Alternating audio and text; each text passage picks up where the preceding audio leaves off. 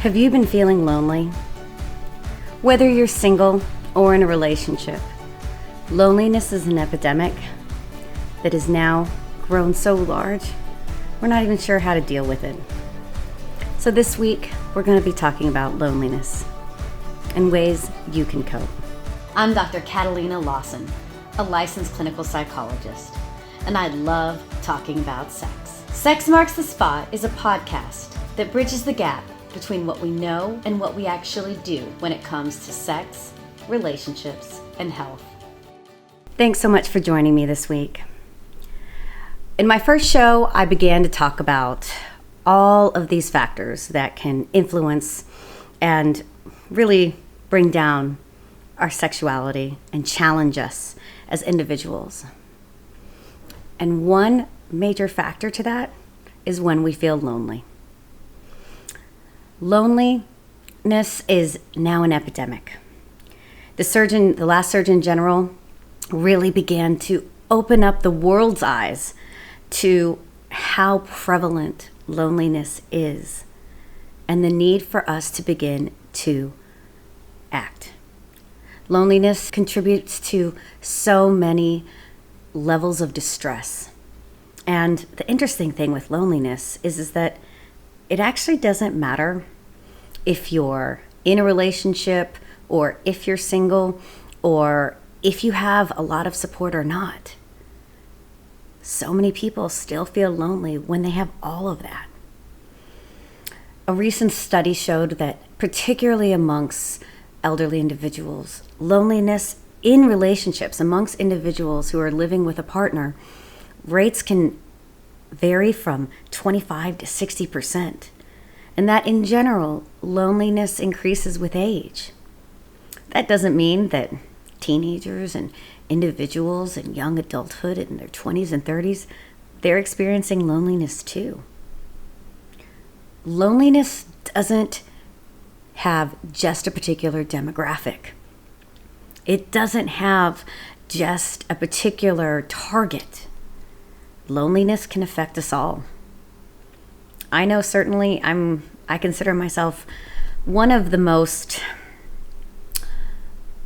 let's just say it, I'm pretty extroverted and I'm pretty gregarious, but I know I felt lonely. And those can be really scary, dark moments. And working with clients and supporting my friends when we feel lonely, it's challenging. There's not a lot that it can feel like actually will make the loneliness go away. But one of the most important things to keep in mind is that loneliness is a subjective experience, meaning that it is your experience and it's based on your reality and the lens that you're feeling in that moment. And unfortunately, this subjectivity can grow and that feeling can just be our baseline.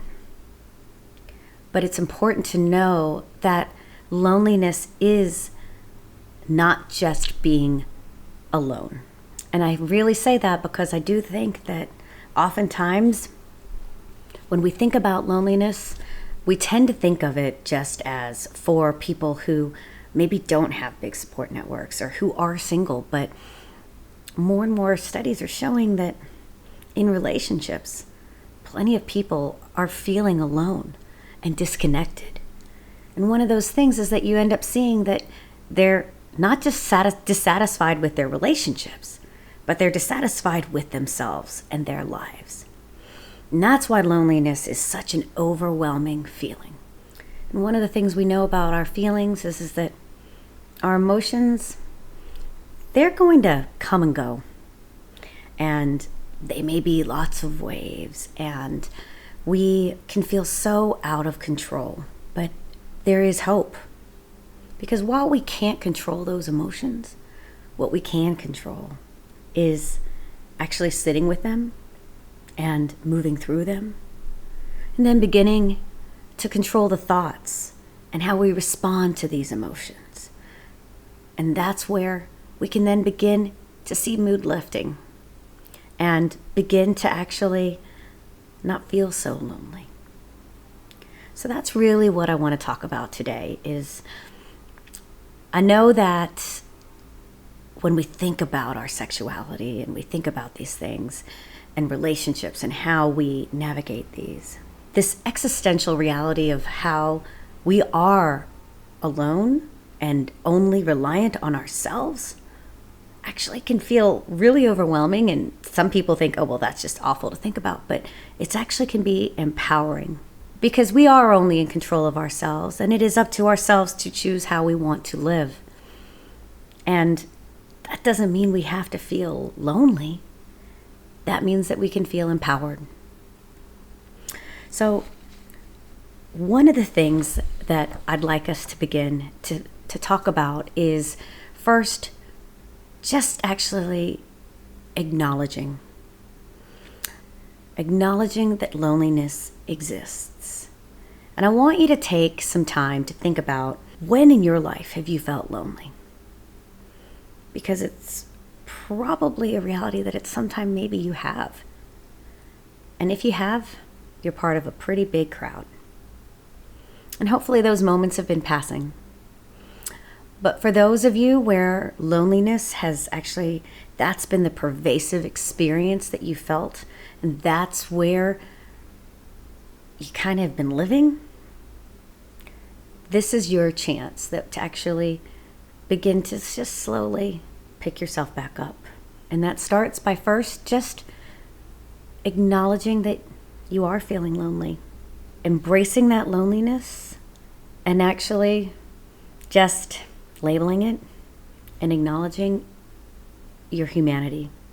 Acknowledging that loneliness is awful.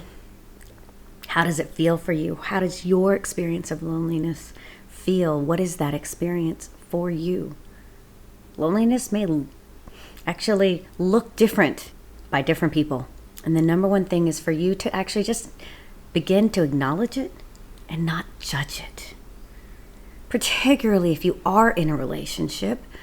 And what often happens is that individuals will feel like, I have so much to be lucky for. Why? How could I potentially be feeling lonely when the reality is that, again, loneliness is your experience. So the first thing is to just acknowledge it. Don't minimize it. Acknowledge it. Because it's there. And again, you're not alone. So start by just acknowledging that you're feeling lonely. Try not to judge it. Try not to say that you're being weak or that this is another excuse for you're wanting more or you're unrealistic or you can't handle life.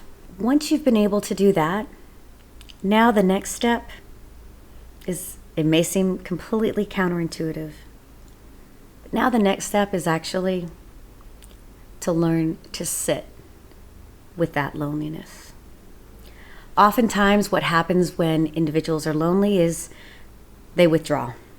They start distancing themselves from loved ones or from work or from their daily activities because they're feeling powerless and they're feeling alone and they feel like that becomes a coping strategy. Another way, again, generally it will feel a bit more like extremes, is that sometimes individuals will overengage to try to suppress that loneliness and end up feeling needy, end up attaching themselves, thinking, oh, if I just have this or do this in my relationship or find this relationship or focus more on my children or focus more on my work and maybe that will help me feel less lonely. Well, what ends up happening is that there's this urgency to escape that utter dreadful feeling of loneliness, but actually never really giving it space and actually dealing with it, moving through that feeling. So your body begins to learn, nope, I can't feel this. Once I feel that emotion, once I feel lonely, I got to do this. I got to just react. And then over time, unfortunately, those reactions become habits. And that just ends up being the way we continually respond over and over again. Through this, what you need to be doing is actually just sitting with that emotion. beginning to put some boundaries around how you're sitting with it. And whether that means doing this on your own or even going to some type of meditation or listening to one and actually just experiencing and feeling that loneliness, I want you to try to sit with those feelings, because what you're going to find is that it's going to keep pushing. That loneliness is going to keep pushing you and pushing you and pushing you. And it's right when you get to that edge that what you'll find is that that moment will pass, and you'll actually start building strength in how you're able to just sit with that raw, scary emotion, that overwhelming sense of loneliness. But that emotion will evolve. And as you begin to sit with that emotion, you will actually begin to notice how it evolves. But then you'll also begin to trust that it will evolve. Again, we don't have control over our emotions. What we have control over is what we think and how we act.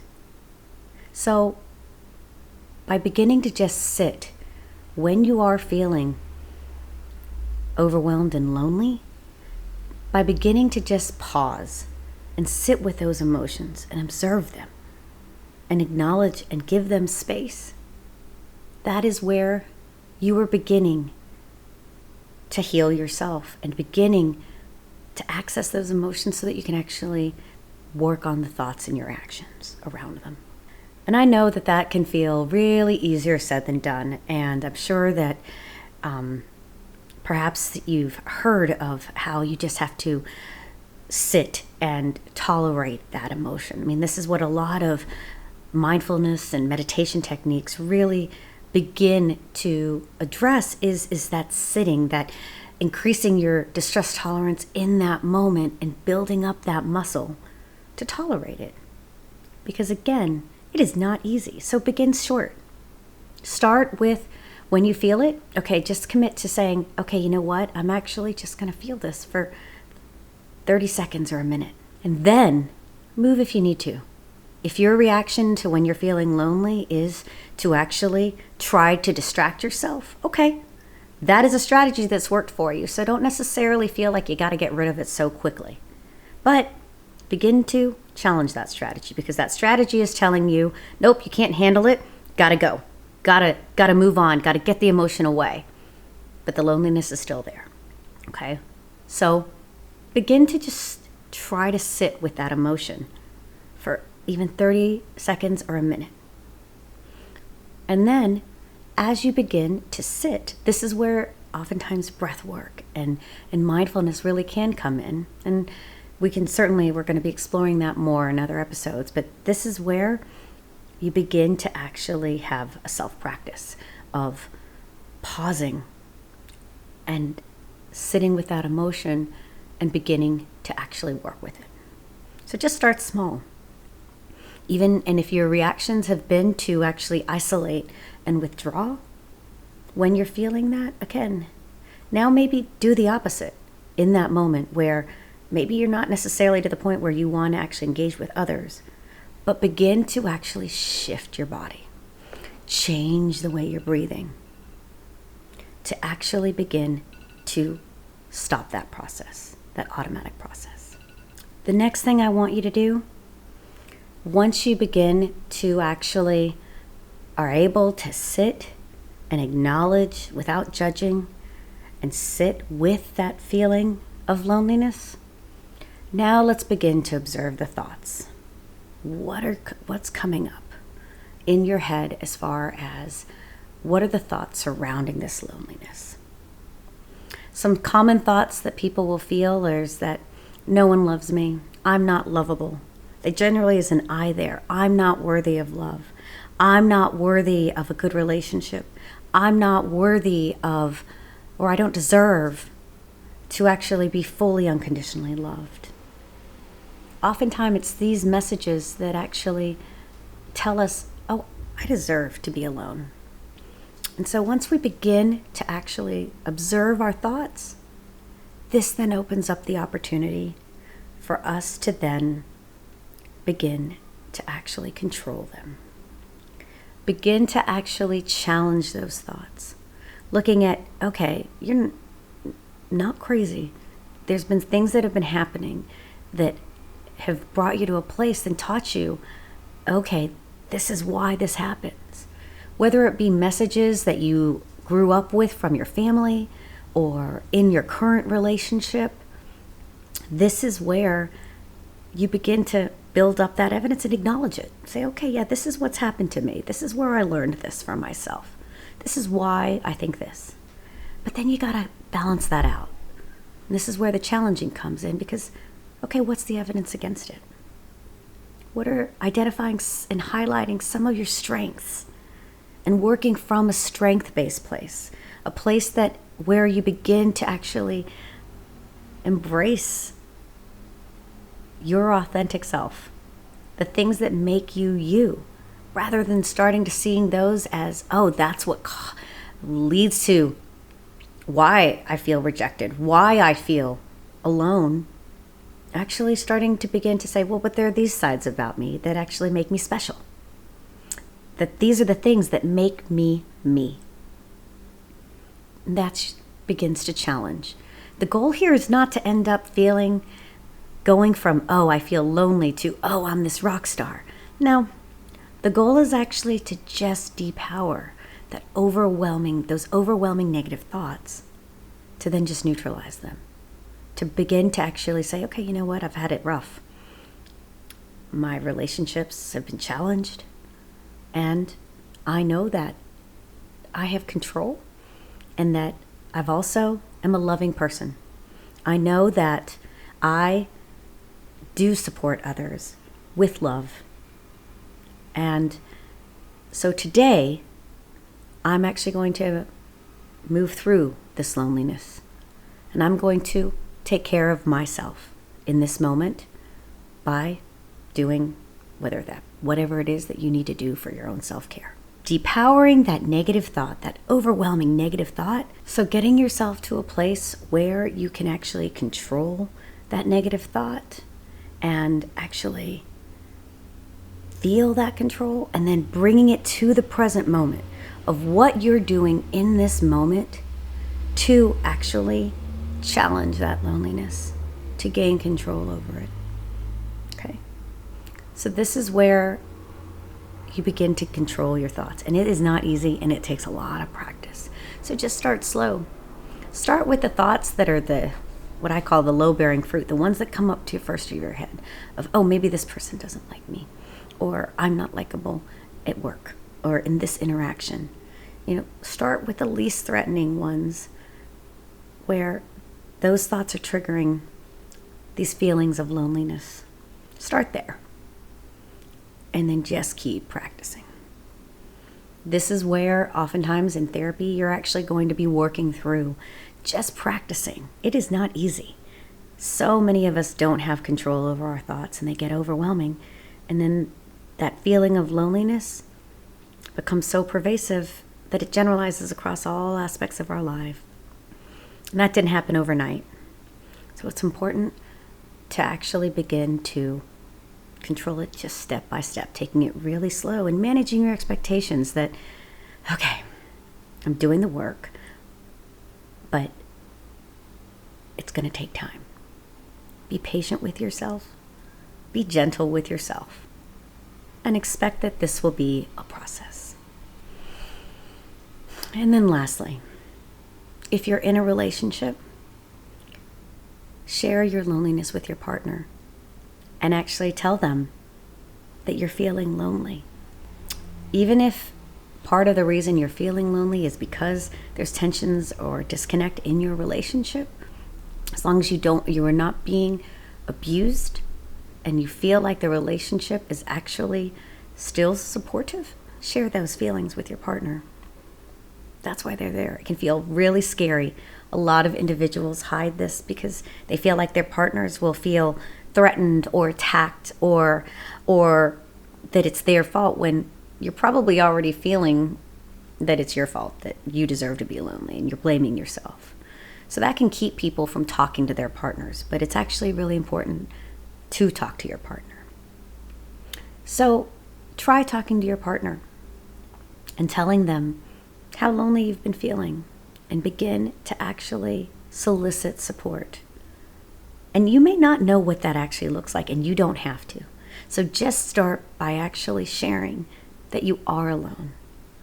Because too many individuals, even when they're in relationships, even when there are people around, don't say or don't reach out for help when they're feeling lonely, and that can have lots of negative effects, and they make lots of different choices that aren't healthy. So if you're in a relationship, share with your partner that you're feeling alone and ask them to just be there with you. Just start there. And if you're single, look to your loved ones. Look to the people that you trust. And if you don't have anyone, if you don't have close friends, or you're not close to your family, that is where there are different communities. So building on this reaching out, starting with your partner, the other thing is also and building on that community is really inherent in building your social support networks, finding that community, building your tribe. I've traveled a lot and moved a lot in my life, and so I certainly empathize with how hard it is to find your tribe. But definitely begin to, even if it just starts with one. And again, going back to, it can start online. It can start just by observing, beginning to expand on your networks. And then the last tip I'll give is to actually begin to focus on others. Take the focus of so much of your brain power and your emotions off of you and onto others. And again, if you're in a place where you're isolating and you're not even wanting to be in public, do these things online. There's so many ways that you can actually begin to connect and help others. But we know that when we begin to actually shift the focus from ourselves onto others, different parts of our brains begin to activate. And again, what you're doing is you're stopping this train from carrying on. You're just giving a bit of a break. So by getting to focus on others, we know that makes us feel better. It reduces our cortisol levels. It gives us more calm. And when you're feeling lonely, your body's feeling overwhelmed. So by focusing on others, this gives you a chance to actually take a break from that loneliness. It can look all different ways. You can volunteer in person. You can just go to the farmer's market and just say you'll help hand out bags or you'll help clean up. There's so many ways that you can actually focus on others. Pick up the phone when a friend calls, or just help out a stranger. Start in your everyday activity. Start small. Start saying hi to the people at the grocery store. Start doing things where you're realizing and trying to give to others. Your intentions are to take the focus off of you and place it on someone else, okay? By focusing on others, again, that will give you a break from feeling this utter loneliness. So give that a try. So that's where those steps are what I recommend. I know that this is not easy. Again, myself, I felt lonely, and it's not easy. And it's not easy for any of us, no matter what our backgrounds are or what support we have. And definitely, sometimes it can feel just too much. But begin by acknowledging it, and then bit by bit, taking steps to manage it, to live and move through those feelings of loneliness. Because they are subjective. They don't have to ruin everything. They don't have to take over every single moment of your life, these feelings of loneliness. You can assert your own power to move through this loneliness. And I hope you do. And if you need more support, there are people out there. And you can even just email me, or there are people out there. Keep in mind, you are not alone in feeling lonely. This is an epidemic, and together we actually need to acknowledge it and actually begin to address it. We're a growing world, and unfortunately, in this growth, loneliness is growing too, and it doesn't need to. So we need to now be active. We need to actively, individually, and as a community, and as a world, we need to begin to address it. Okay. So I'm always open to your comments, and this is a topic that I very much welcome it, and I'm very open to actually figuring out, okay, what else can we do, and hearing stories of how loneliness has impacted you. So feel free to reach out. Thanks again for joining, and catch me next hump day. And I hope you have a super juicy day. Cheers.